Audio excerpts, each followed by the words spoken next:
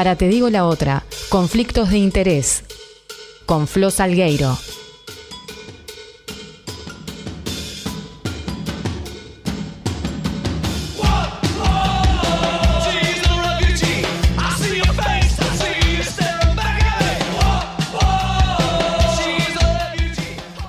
Bueno, en la primera columna de conflicto o conflictos de interés, al parecer. Hemos tenido un conflicto para definir el nombre. ¿Conflicto o conflictos de interés? Finalmente, lo bueno es que quedó laudado, porque la locutora grabó conflictos de interés. Así que... conflictos de interés. Hemos dado por cerrada la discusión sobre cómo se va a llamar tu columna, Flo Salgueiro. Aleluya, tenés columna, se llama Conflictos de Interés. Empecé a nombrarla por su nombre oficial. El nombre oficial entonces será Conflictos de Interés. Y en la primera columna vamos a hablar de Myanmar, ¿sí? Este país que, como para que tengan una idea, para los que no lo tienen tan presente como país, está, digamos, entre la India, China y Tailandia. Exactamente, estamos mirando acá en el Google Maps. No tenía ni la más pálida idea de dónde quedaba Myanmar. Y es un país grande, ¿no? Tipo es grande, un país grande en extensión. Tiene 3,8 veces el territorio de Uruguay. Sí. Y 53 millones de personas, entre las que no se cuentan las minorías étnicas.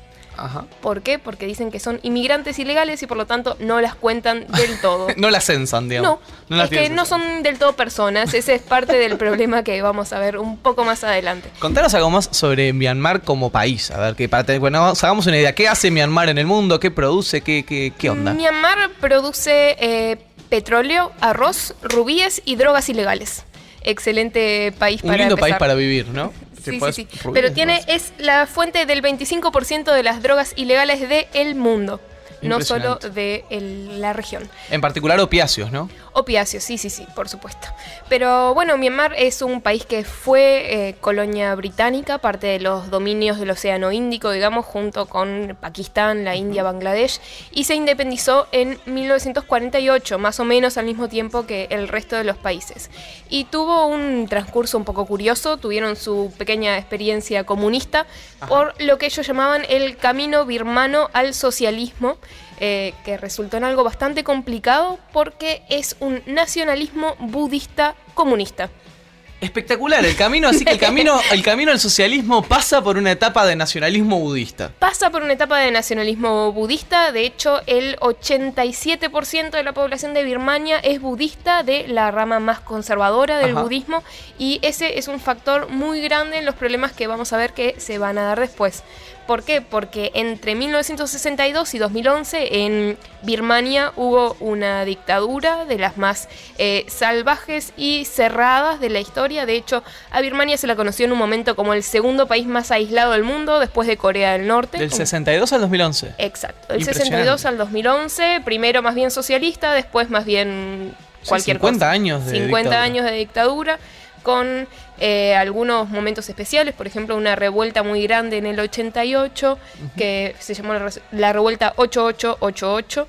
No es muy sonoro en español, pero al parecer en birmano sí lo es un poco más, pero bueno, llegaron a la verdadera democracia en 2015, que es bastante tarde en realidad. ¿Qué pasó en 2011? ¿Por qué termina esa dictadura? ¿Una muerte del dictador? En realidad hubo una serie de revueltas que... de la mano de la primavera árabe, tal vez como ese momento de ebullición en el mundo. Sí, más o menos en realidad. Un poco antes, incluso habían tenido en 2007 lo que llamaba la Revolución Azafrán, porque ahí sí se les rebelaron los monjes budistas. Ah, me muero. Claro, y si tu dictadura está basada en el nacionalismo budista y los budistas no están muy de acuerdo, ahí estamos en problemas. Pero hay una figura muy importante en esta apertura democrática que se llama Aung San Suu Kyi, o Chi, que es, tal vez la conozcan por ser premio Nobel en 1991, tuvo casi 15 años en arresto domiciliario, ¿sí? Por ser opositora al régimen.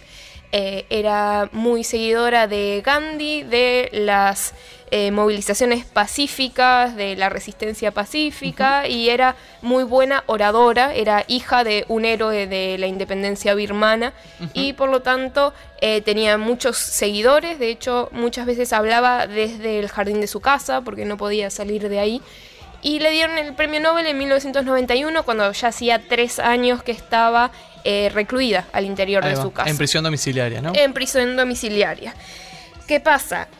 Cuando se empieza a hacer la apertura democrática, que empieza con un referéndum en 2008, en 2011 vuelve la democracia, y las elecciones más importantes son las de 2015, esta constitución pactada para que existiese la democracia incluía una cláusula que decía que ningún jefe de Estado podía tener hijos extranjeros. ¿What? Básicamente pusieron una cláusula para que Aung San Suu Kyi no pudiese ser presidenta. Cuando se escribe la ley con nombre y apellido, ¿no? Básicamente. Aparte que no podían tener hijos extranjeros. No tiene como No ninguna tiene serie. ni pies ni cabeza. Porque yo he escuchado alguna vez cláusulas de tipo, bueno, que no haya podido residir durante X tiempo en otro país, cosas así como para que no pueda venir un líder, entre comillas, extranjero a presentarse en las elecciones locales o alguien que no forme parte. Pero esta es, mirá, me dejaste pasmado. Sí, porque el esposo de ella era inglés y tenía 2 hijos nacidos en Inglaterra, si no me equivoco también, pero bueno, hicieron una cláusula para que ella no pudiese estar al frente. De hecho, su partido ganó por 80% de las elecciones, el partido que es la Liga Nacional para la Democracia. Exactamente, la Liga Nacional de la Democracia, que lideraba esta militante política ganadora del premio Nobel, sí ganó las elecciones del 2015. Sí ganó las elecciones y por robo, o sea, fue realmente una victoria muy muy clara, pero digamos, como pasa en muchas aperturas democráticas, los militares no estaban tan afines a soltar el poder. Ajá. Por lo tanto, además de prohibirle ser candidata, hay muchos ministerios que no terminan de soltar y muchas leyes que no se terminan de aplicar porque los militares siempre amenazan con retomar el poder. Digamos que es una democracia nueva y bastante frágil. Tutelada, digamos, ¿no? Tutelada. Hay ciertos ámbitos en los cuales todavía no se llega a que el gobierno sea efectivamente democrático. ¿Qué pasa? Este personaje sigue siendo muy importante, Aung San Suu Kyi, porque es la consejera de Estado, digamos, la cara visible de todo lo que es el gobierno birmano, porque si bien hay otro presidente, Aung San Suu Kyi, no más por su espacio internacional, por su reconocimiento, es de facto la lideresa también podría ser, de Birmania. Sí, también fue ministra de Relaciones Exteriores, ¿no? Trabajó en la oficina presidencial y esta figura que vos decías de State Counselor es como un poco similar a la de un primer ministro. Algo así, Tiene una no semejanza. Exactamente, pero sí, básicamente también la crearon para ella. Claro, para que tuviera una figura. Para que tuviese una figura, pero no es la presidenta de Birmania. El presidente tiene un nombre completamente birmano. E impronunciable. E impronunciable, igual que Aung San Suu Kyi. ¿Qué pasa? Birmania es un país con una gran variedad étnica, ¿sí? Pero recordemos que lo principal es la etnia Bamar, que es la etnia que es más budista, ¿sí? Sí. Que son cerca del 80% de la gente que vive en Birmania, que viven en el centro del país. Resulta que a los lados hay varias etnias que siempre han sido perseguidas, entre otras las que nos trae al día de hoy, que son los Rohingya. ¿Qué pasa con los Rohingya? Tiene varias pronunciaciones porque, bueno, es en birmano. Esto es una población musulmana, ¿sí?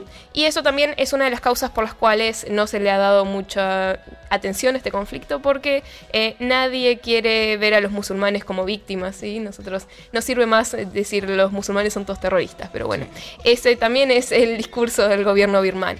Resulta que la población Rohingya ni siquiera es considerada como nacional, los consideran como inmigrantes ilegales, no pueden casarse, no pueden acceder a la educación, no pueden salir de sus ciudades, no pueden viajar a la capital, no pueden tener más de 2 hijos, no se pueden casar con gente de otra religión.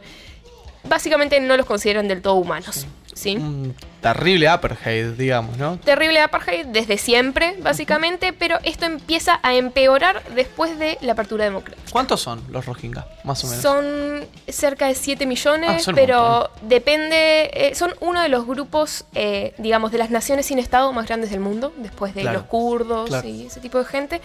Bueno, problemas, desde siempre, pero peor desde que se abre la democracia en Birmania. ¿Por qué? Bueno, renace el nacionalismo budista muy fuerte, además hay que encontrar un enemigo y se elige a los rohingyas. En 2016 hubo un ataque que se dice que fue planeado, que fue una emboscada de los nacionalistas rohingyas a unas estaciones de policía. Sí. Y entonces empieza la razzia, la venganza de los militares y las fuerzas policiales de Birmania contra estos poblados que son de gente muy pobre. ¿Sí? Y está, digamos, sobre esos atentados o supuestos atentados, me imagino que debe haber múltiples versiones, ¿no? También Sí. desde los que dicen que fue algo armado por el Estado birmano para poder atacar a esta población, ¿no? no Como hay suele pasar garantías. con el Estado turco y los kurdos, ¿no? Que hace un par de años atrás, cuando el gobierno de Erdogan prácticamente armó una revuelta kurda en la capital para poder salir y darle con todo a los kurdos en su territorio, ¿no? Sí. Pensemos que la ONU dijo que era un ejemplo de libro de texto de limpieza étnica lo que estaba haciendo el Estado birmano contra los rohingyas. ¿Por qué? Porque se los deshumaniza, se les impide no solo el movimiento, sino hablar su propia lengua, salir de los guetos que tienen en distintas ciudades.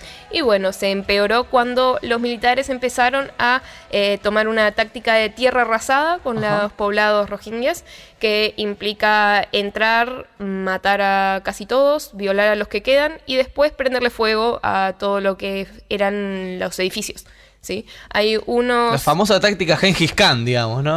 Básicamente táctica... que no vuelva a crecer en las plantas, ¿sí? Falta que le echen sal a la tierra, pero bueno, por ejemplo, hay pruebas de imágenes satelitales que muestran cómo el Estado birmano prendió fuego a todos los poblados rohingyas de la región de Rakhine, que es la que limita con Bangladesh, ¿sí? Al suroeste de Myanmar. Entonces, bueno, lógicamente los rohingya empezaron a migrar hacia Bangladesh y es la migración más grande del 2017. ¿Por qué? Porque 1,2 millones de personas cruzaron de Myanmar a Bangladesh. Bangladesh, que recordemos, es uno de los países más subdesarrollados, más pobres, más poblados del mundo y además en el camino de los tifones, por si faltaba algo, ¿sí? De todo lo que es el monzón. Entonces, tenemos campamentos de refugiados que no tienen suficiente presupuesto, que no tienen los recursos. ¿Tenés idea si la ONU reconoce esos campamentos, si ACNUR se hace cargo? Porque viste que yo al menos no conozco nada de esta situación, pero conociendo un poco la situación de los refugiados en Europa, está toda la cuestión de cuando uno habla campamentos de refugiados, un campamento de refugiados es una figura legal, digamos. La ONU tiene que autorizar que un lugar sea campamento de refugiados, si no, no lo es un asentamiento humano de hecho, y Naciones Unidas no interviene en esos lugares porque son territorio soberano de un país. Por ejemplo, es lo que pasó durante muchos años, décadas, en Calais, al norte de Francia, que Calais no era un campamento de refugiados en términos jurídicos. Las personas que vivían ahí no se las reconocía como refugiadas y no recibían la ayuda de las Naciones Unidas. Entonces quedaban un poco librados a lo que el país donde eso está asentado, que en este caso era Francia, hiciera con ellos o a lo que la sociedad civil hiciera con ellos. En el caso de los birmanos en Bangladesh, ¿tenés idea cómo que...? Sé que la ONU está apoyando, no estoy segura si tiene el estatus de campo de refugiados, claro, pero sí estaba ACNUR allí, así que yo supongo que sí. O al menos algún reconocimiento legal. Sí, eso tiene un reconocimiento legal. De hecho, el Consejo de Seguridad de Naciones Unidas el año pasado, con Uruguay dentro de ese consejo, emitió una declaración de la presidencia, es decir, un comunicado no vinculante, pero preocupado por la situación de los refugiados en Bangladesh. También empezaron a huir en barcos hacia Indonesia y Malasia, básicamente tráfico de personas parecido al Mediterráneo, pero con menos prensa. ¿Sí? Y países que tienen un desarrollo económico relativo mucho mayor al de Bangladesh, ¿no? Porque estamos hablando de los tigres del sureste asiático, donde la economía obviamente tiene otro empuje. Claro, pero hay que tener dinero para cruzar en barco y no hay que tener dinero para cruzar caminando, que es lo que la mayor parte de las personas hicieron.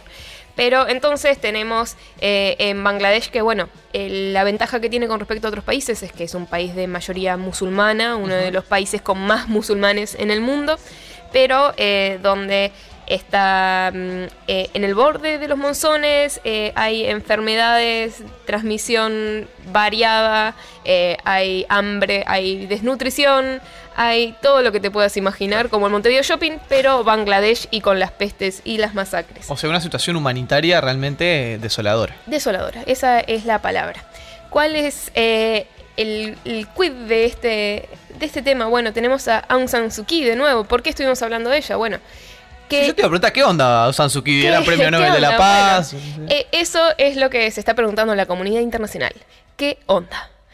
No, el problema es justamente que dicen, bueno, ella que tanto luchó por la libertad, que tanto luchó por los derechos humanos, ¿qué está haciendo ahora? Básicamente nada. Es un gran problema eso, porque imagínate un preso político de la dictadura uruguaya, imagínate Sereñi, o imagínate Wilson, que Sí. vuelven, llegan al poder y después cometen un genocidio contra, digamos, los rochenses. Wow. Sería un problema, ¿verdad? Sería un gran problema porque uno tiene un ídolo que resulta no ser tanto.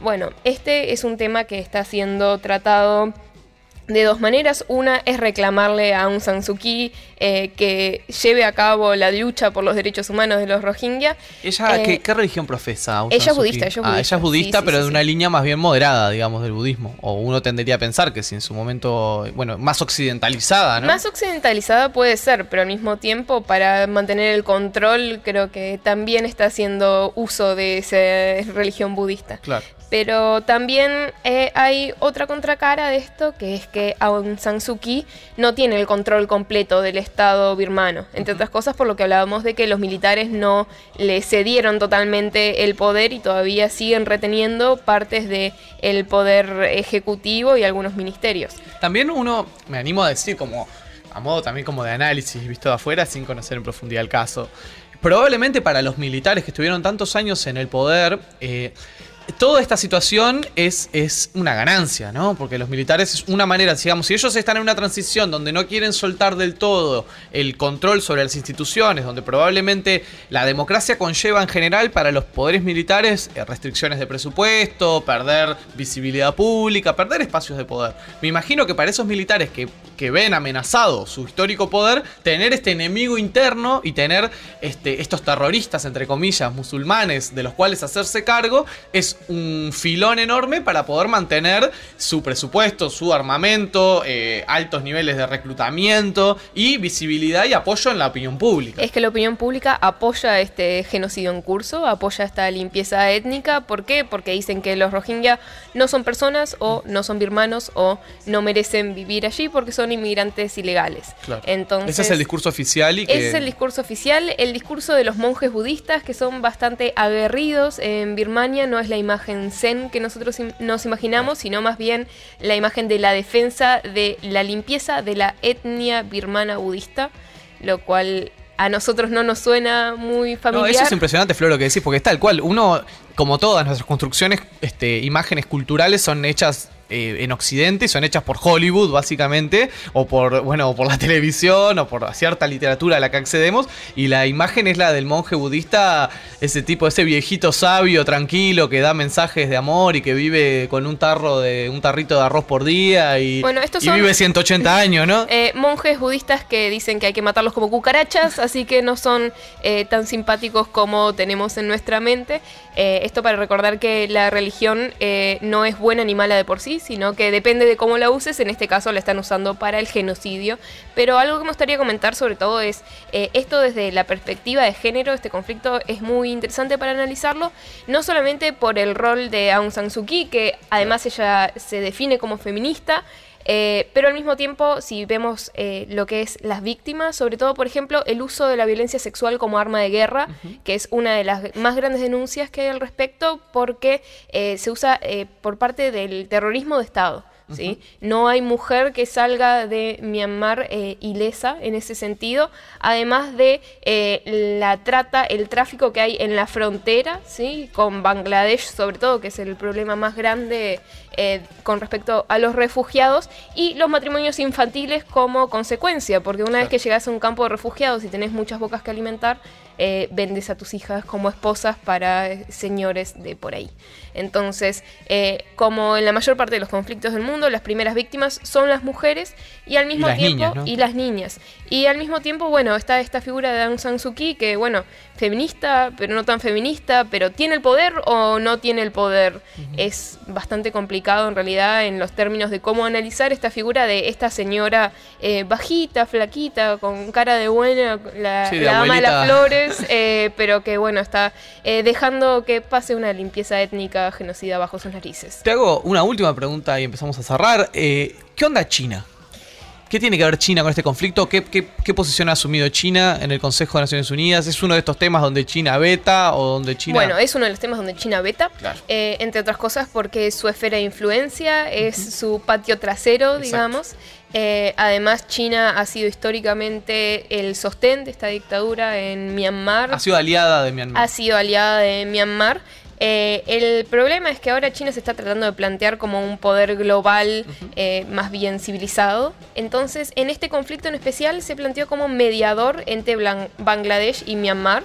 De hecho, en noviembre propuso unas medidas a llevar a cabo que desde mi punto de vista fueron más para la tribuna que para aplicar en sí, y más con el interés político que con el interés de los Rohingya en mente, pero se niega a llevar a cabo acciones desde el Consejo de Naciones Unidas. Ahora, en la región sí ha planteado otro tipo de acciones, sobre todo porque hay un corredor económico que es China, India, Myanmar y Bangladesh, y está tratando de cuidar sus intereses. Pero eso es lo que está haciendo, cuidar sus intereses, no cuidar los intereses del 1,5 millones de refugiados que está fuera de su país.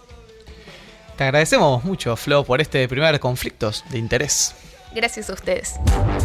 Te digo la otra, la política dicha desde otro lugar.